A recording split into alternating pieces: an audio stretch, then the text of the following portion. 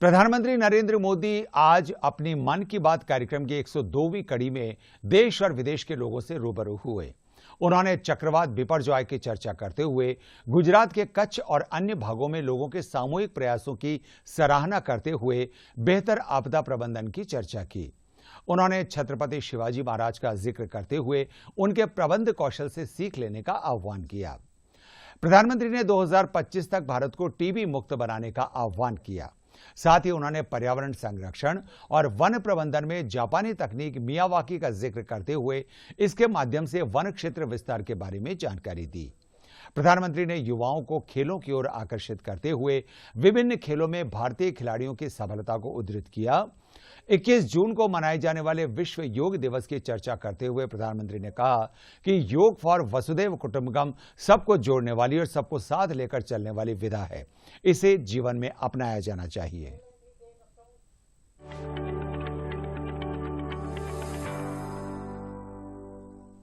मेरे प्यारे देशवासियों, नमस्कार। मन की बात में एक बार फिर आप सबका स्वागत है। ऐसे तो मन की बात हर महीने के आखिरी रविवार को होता है, लेकिन इस बार एक सप्ताह पहले ही हो रहा है। आप सब जानते ही हैं, अगले हफ्ते मैं अमेरिका में रहूंगा और वहां बहुत सारी भागदौड़ भी रहेगी और इसलिए मैंने सोचा वहां जाने से पहले आपसे बात कर लूं। और इससे बढ़िया क्या होगा, जनता जनार्दन का आशीर्वाद, आपकी प्रेरणा, मेरी ऊर्जा भी बढ़ती रहेगी।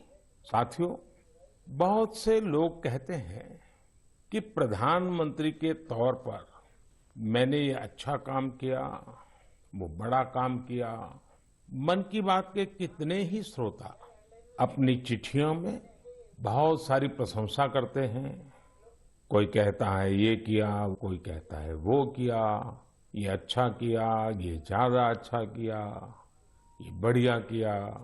लेकिन मैं जब भारत के सामान्य मानवी के प्रयास, उनकी मेहनत, उनकी इच्छा शक्ति को देखता हूं तो खुद अपने आप अभिभूत हो जाता हूं।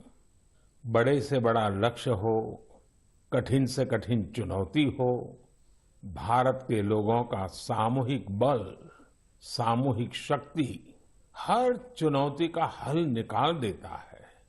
अभी हमने 2-3 दिन पहले देखा कि देश के पश्चिमी छोर पर कितना बड़ा साइक्लोन आया।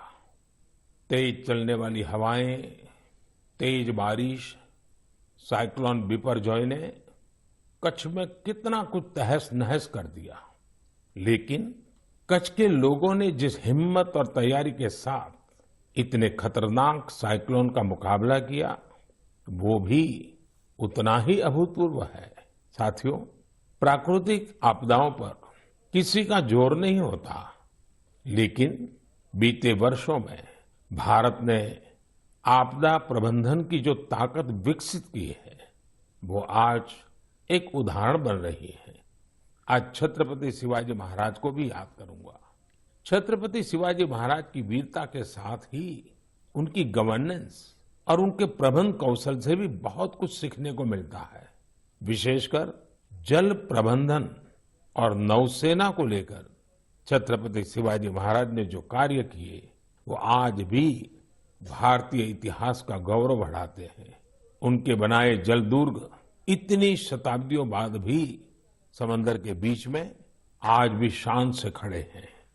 इस महीने की शुरुआत में ही छत्रपति शिवाजी महाराज के राज्याभिषेक के 350 वर्ष पूरे हुए हैं। इस अवसर को एक बड़े पर्व के रूप में मनाया जा रहा है। इस दौरान महाराष्ट्र के रायगढ़ किले में इससे जुड़े भव्य कार्यक्रमों का आयोजन किया गया। मुझे याद है, कई वर्ष पहले 2014 में मुझे रायगढ़ जाने, उस पवित्र भूमि को नमन करने का सौभाग्य मिला था। ये हम सबका कर्तव्य है कि उस अवसर पर हम छत्रपति शिवाजी महाराज के प्रबंध कौशल को जानें, उनसे सीखें। इससे हमारे भीतर हमारी विरासत पर गर्व का बोध भी जगेगा और भविष्य के लिए कर्तव्यों की प्रेरणा भी मिलेगी। मेरे प्यारे देशवासियों, आपने रामायण की उस नन्ही गिलहरी के बारे में जरूर सुना होगा, जो राम सेतु बनाने में मदद करने के लिए आगे आई थी। कहने का मतलब ये कि जब नीयत साफ हो, प्रयासों में ईमानदारी हो, तो फिर कोई भी लक्ष्य कठिन नहीं रहता। भारत भी आज इसी नेक नियत से एक बहुत बड़ी चुनौती का मुकाबला कर रहा है। ये चुनौती है टीबी की, जिसे क्षय रोग भी कहा जाता है। भारत ने संकल्प किया है 2025 तक टीबी मुक्त भारत बनाने का। लक्ष्य बहुत बड़ा जरूर है। हमारे यहाँ केरला के एक टीचर श्रीमान राफी रामनाथ जी ने इस तकनीक से एक इलाके की तस्वीर ही बदल दी।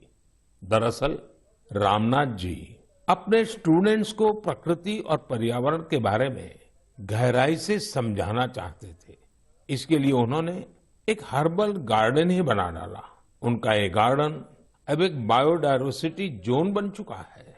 उनकी इस कामयाबी ने उन्हें और भी प्रेरणा दी।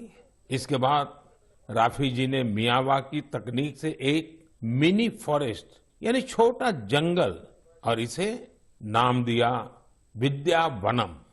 अब इतना खूबसूरत नाम तो एक शिक्षक ही रख सकता है, विद्यावनम।